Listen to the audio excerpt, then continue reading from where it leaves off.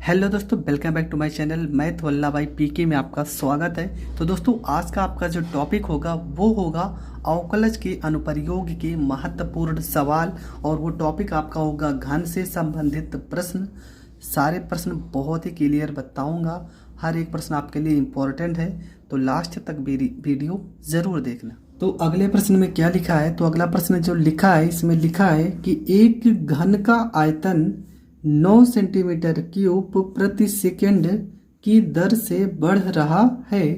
यदि इसके कोर की लंबाई 10 सेंटीमीटर है तो पृष्ठ का क्षेत्रफल किस दर से बढ़ रहा है, यह हमें बताना है। क्या लिखा है कि घन का आयतन 9 सेंटीमीटर क्यूब प्रति सेकंड की दर से बढ़ रहा है। आयतन हमें दिया है, लंबाई हमें दी है, हमें क्षेत्रफल किस दर से बढ़ रहा है ये बताना है। प्रश्न आप लिख चुके होंगे, अगर लिख लिए तो चलो प्रश्न को शुरू करते। तो आपको करना क्या है, तो सबसे पहला काम, ठीक है, जो हर बार करते आए हैं, लिखेंगे यहाँ पे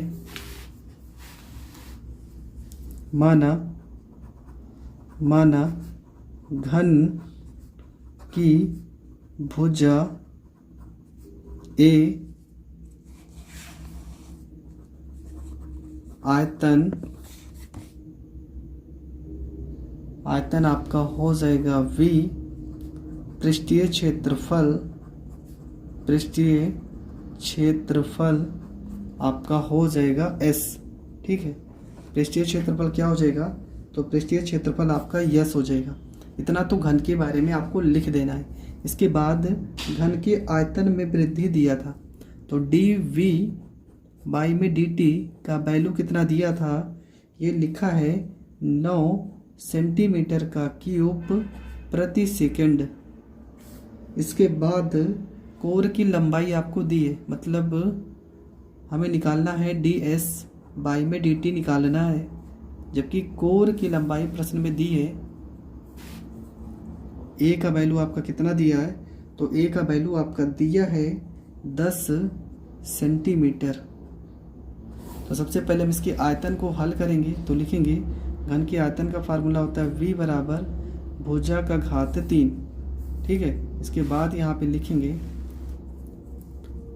t के सापेक्ष अवकलन करने पर, ठीक है, किसके सापेक्ष करेंगे, t के सापेक्ष करेंगे अवकलन।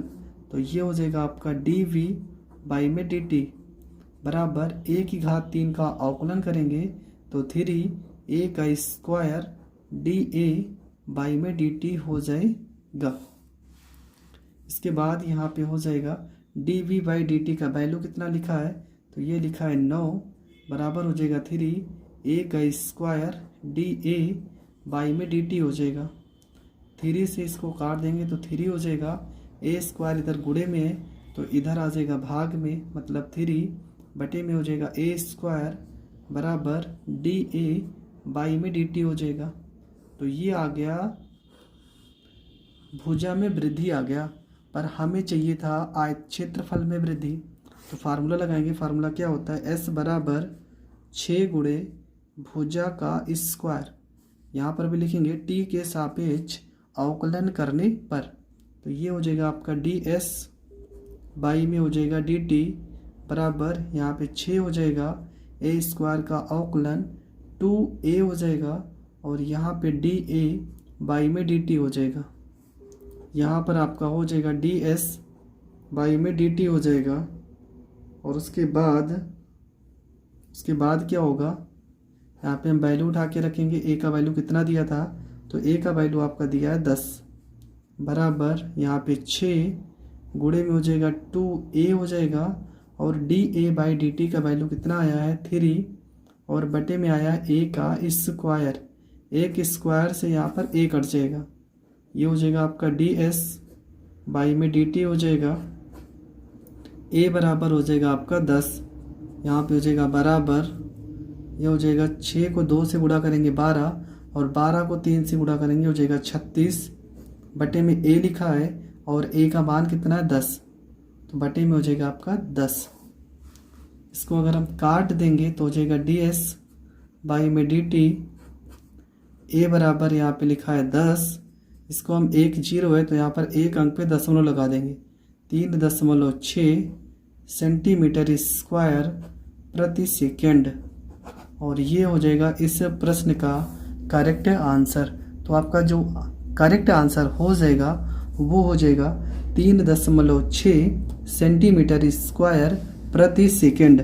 तो ये प्रश्न भी आपको बहुत अच्छे से समझ में आ गया होगा।